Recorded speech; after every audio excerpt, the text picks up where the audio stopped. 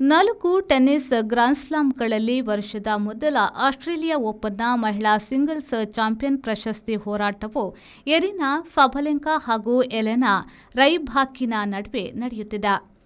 Australia open tennis ಕೊನೆಯ ಹಂತ ಮುಟ್ಟುತ್ತಿದ್ದು, ಮಹಿಳಾ ಸಿಂಗಲ್ಸ್ ಪ್ರಶಸ್ತಿಗಾಗಿ ಬೆಲಾರಸ್ನ ಅರಿನಾ ಸಬಲೆಂಕಾ ಹಾಗೂ ಕಜಕಸ್ತಾನದ ಎಲೆನಾ ರೈಬಾಕಿನಾ ನಡುವೆ ನಡೆಯುತ್ತಿದೆ. ಒಟ್ಟಾರೆ ಈ ಬಾರಿಯ ಆಸ್ಟ್ರೇಲಿಯಾ ಓಪನ್ ಮಹಿಳಾ ಸಿಂಗಲ್ಸ್ ಹೋರಾಟವು ಎರಿನಾ ಹಾಗೂ ಎಲೆನಾ ನಡುವಿನದ್ದಾಗಿದೆ. ಬೆಲಾರಸ್ನ ಸಬಲೆಂಕಾ ಅವರು 4ನೇ ಬಾರಿ ಆಸ್ಟ್ರೇಲಿಯಾ ಓಪನ್ನಲ್ಲಿ ಫೈನಲ್ ಮುಟ್ಟಿದ್ದಾರೆ.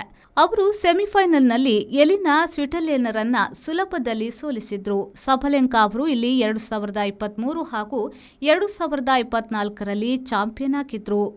ಅಗ್ರ ಶ್ರೇಯಾಂಕದ ಸಬಲೆಂಕಾರಿಗೆ ಪರಿಚಿತ ರೈಬಾಕಿನಾರೇ ಎದುರಾಳಿ. 2023ರಲ್ಲೂ ಅವರು ಮುಖಾಮುಖಿಯಾಗಿದ್ರು. ಮತ್ತೊಂದು ಸೆಮಿಫೈನಲ್ನಲ್ಲಿ ರೈಬಾಕಿನಾ ಅವರು ಯುಎಸ್ಎಯ 6ನೇ ಶ್ರೇಯಾಂಕದ ಜೆಸ್ಸಿಕಾ ಪೆಗುಲಾರನ್ನ ಸೋಲಿಸಿ ಪ್ರಶಸ್ತಿ ಸುತ್ತಿಗೆ ಬಂದರು. ಇಲ್ಲಿ ರೈಬಾಕಿನಾ ಮೊದಲು ಹಿನ್ನಡೆ ಕಂಡ್ರು. ಅಂತಿಮವಾಗಿ ಹೋರಾಡಿದ ಪೆಗುಲಾರನ್ನ ಮಣಿಸಿ ಫೈನಲ್ಗೇರಿದ್ರು. ಇಲ್ಲಿನ ಇನ್ನೊಂದು ಎಂದರೆ ರೈಬಾಕಿನಾ ಇಲ್ಲಿಯವರೆಗೆ 1 ಸೆಟ್ ಕಳೆದುಕೊಳ್ಳದಿರುವುದು ವಿಶೇಷ. ದುಬೈ ವಾಸಿಸುತ್ತಿರುವ ರೈಬಾಕಿನಾ ನವೆಂಬರ್ WTA ಪಂದ್ಯದಲ್ಲಿ ಸಬಲೆಂಕಾ ವಿರುದ್ಧವೂ ಗೆದ್ದಿದ್ರು.